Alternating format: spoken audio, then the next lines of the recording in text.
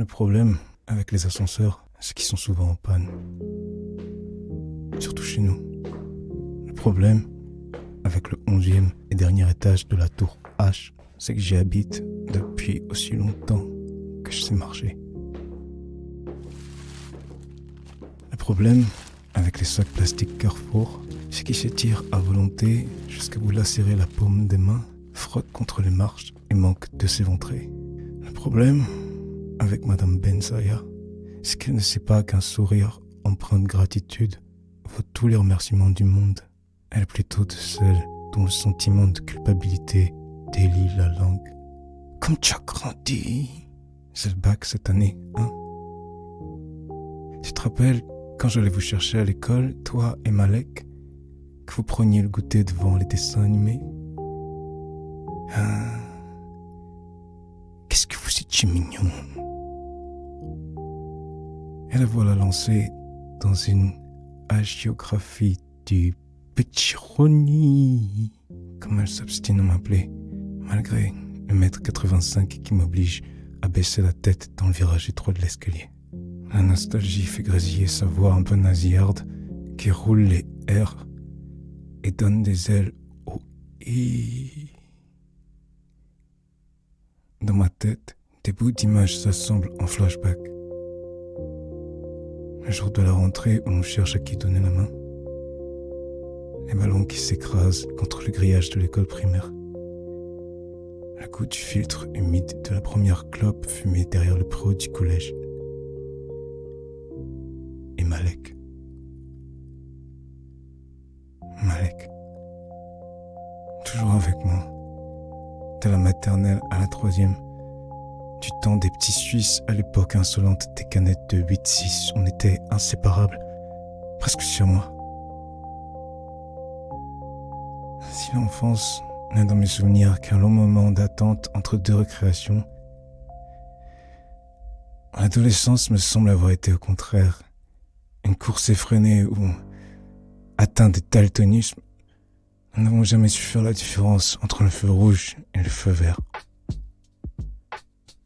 Fuir nos pères et leurs constants reproches d'être trop ou pas assez, fuir l'école et ses mauvais bulletins scolaires, fuir la haine de l'affiche du trottoir d'en face, fuir.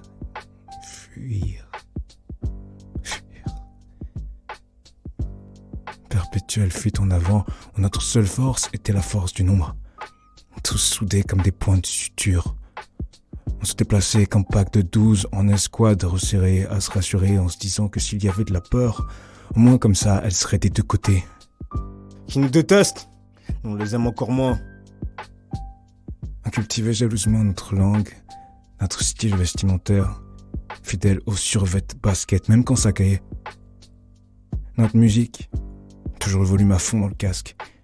Et tous ces tics, ces codes censés nous affranchir, mais qui ne faisaient que durcir l'apartheid que d'autres avaient instauré. Mais cela, jamais on n'aurait pu l'admettre. Pas de victimes dans ma team, que des torses bombés, des alligators au croc argenté, prêts à se faire les dents sur l'ego d'à côté, des têtes brûlées qui préféraient susciter la crainte que la pitié. Une fierté toute relative quand on pense à nos drôles de rôles de composition. Moussa, vêtements extra larges, plus de clinquant bling bling sur lui que sur Jay-Z et Puff Daddy réunis, se prenait pour un vrai carry. Antoine, son tempérament aidant, s'était mué en un Tony Montana, plus vrai que nature, et citait les répliques du narco balafré. J'ai tellement fait pour l'or, elles sont dans la merde. Comme s'il les avait lui-même soufflé à Brian De Palma. Quant à Malek et moi, on plagiait la cité de Dieu. Les peupliers étaient notre French favela. Malek était le teigneux et pequeño, le feu dans les yeux. L'œil au beurre noir, mieux vaut le faire que l'avoir. Tandis que moi, j'étais Béné, le mec peace, à bouclette dorée, un peu dans la lune, qui arrondissait les angles quand les embrouilles étaient sur le point de déraper avec la cité Pétochnock, les acacias en l'occurrence. Mais ce nom avait-il plus de réalité que les rôles que nous nous donnions? À trop vouloir calmer le jeu, parfois, Je passais pour un fragile et je m'en foutais. Parce que comme Béné, j'étais amoureux. Un amour impossible. Les prétendants trop nombreux. Une américaine aux hanches virevoltantes nommée hip-hop me faisait tourner en bourrique.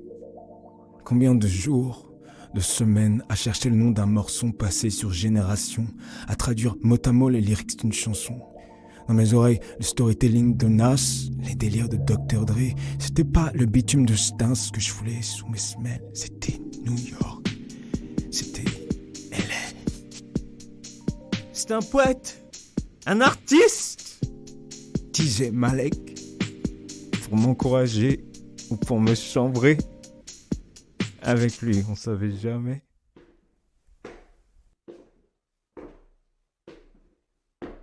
Les étages précédents s'enfoncent dans l'obscurité. Bizarre comme tout me paraît plus clair après coup. Dans ces escaliers à la peinture écaillée où Madame Ben Saya commence à s'essouffler. Peut-être parce que désormais, je distingue des teintes différentes selon l'éclairage. Pourtant, sur le moment, je n'avais pas l'impression qu'on faisait le mal. Naïf comme nos vices, basique comme nos désirs. On voulait juste avoir pareil que les autres. Un mercredi après-midi, on allait chercher à la sortie du collège privé la Madeleine du Rincy, sportable qu'on pourrait se mettre au cou le lendemain. T'inquiète, ses parents, ils en achèteront un autre, me disait Malik, pour chasser nos remords naissants, tandis qu'il balançait la carte SIM dans le caniveau. Ça ne me consolait en rien. Presque l'envie d'en vomir parfois, comme un boulimique qui aurait largement dépassé les bornes de sa faim. Alors je préférais lui laisser tout le butin et, avec l'argent récolté, ça finissait en plan McDo au ciné. Un vrai Robin des Bois, ce Malek. Volé aux pas si riches pour donner aux pas si pauvres. Il n'avait jamais de mal à trouver preneur puisque tous cherchaient à se mettre quelque chose autour du cou. Un sac, un portable, une chaîne, une corde. Combler le vide.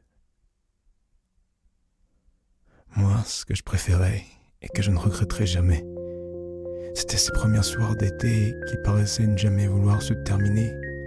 Et ces fins d'après-midi de printemps où l'on ressentait déjà la douceur dans l'air. Dans les paysages lunaires de Stins, dans ces façades grises où les paraboles tournées vers ailleurs germent comme des fleurs. Dans ce bout de la ville, oublié de tous jusqu'au moment où les cœurs s'embrasent. Et ne trouvent a priori rien de commun avec les décors enchanteurs des récits algériens de Camus. Djemila, Tipaza, Alger, Oran et toutes ces villes de pierre et de mer qui n'ont rien fait de mal pour mériter les hommes et leur jeu de sang.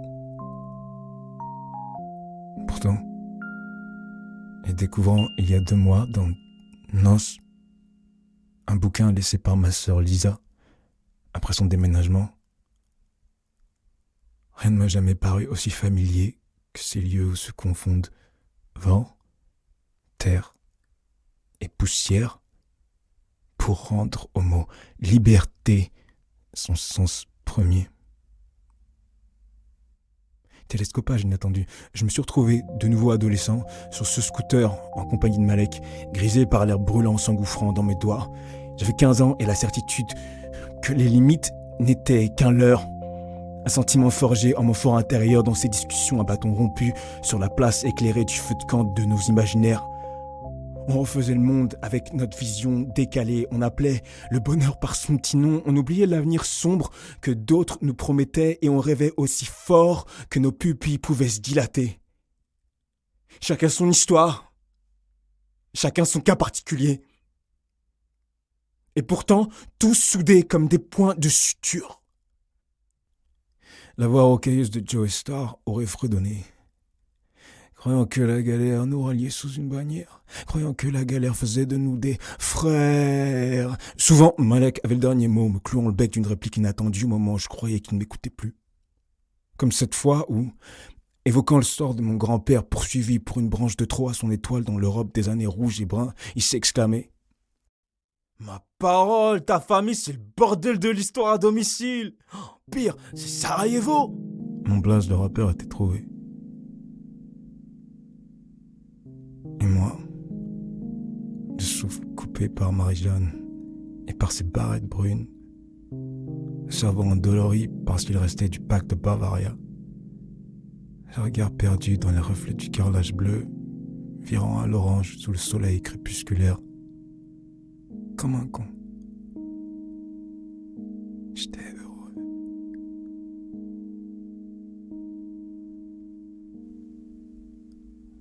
La drogue est si douce. Jusqu'à ce qu'elle te scotche au carrelage du sous-sol du commissariat. Comme ce soir d'avril 2001. D'une certaine manière. Ouais. C'est ce soir d'avril 2001 qui a tout précipité. L'air de rien. De presque rien. À peine quelques grammes de chocolat made in Morocco qui font que lorsque l'amitié t'appelle, la police t'interpelle.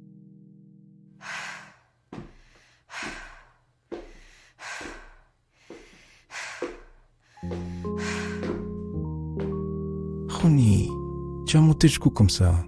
M'interpelle Madame Bensaya, à la peine derrière moi. Perdu dans mes pensées, j'allais passer notre étage sans me rendre compte et monter jusque toi. Ton entrée est condamnée. Elle cherche ses clés. La porte s'en trouve sur la rencontre impromptue d'ex meilleurs amis. Je m'arrête net, troublé. Je crois reconnaître son visage, mais c'est pas lui. Ça peut pas être lui. Non, c'est son frère, Salem. Lunettes de cravate, lâche, le visage fermé. Il est de passage. Salem a toujours eu l'air de passage. De quel coin du globe rentre-t-il cette fois-ci? Il me salue sans savoir quoi ajouter, mais remercie pour les sacs portés. Notre silence gêné est vite recouvert par les remerciements de la maghrébine au souffle court. Promesses de cornes de gazelle et d'invocations divines pour moi, pour mes parents, pour ma sœur et les 10 générations à venir. Rien que ça. Quel baraka. Quand la porte se referme, les murs vibrent. Les souvenirs se figent. Ce qu'il restait de peinture sur un pan du mur tombe à mes pieds.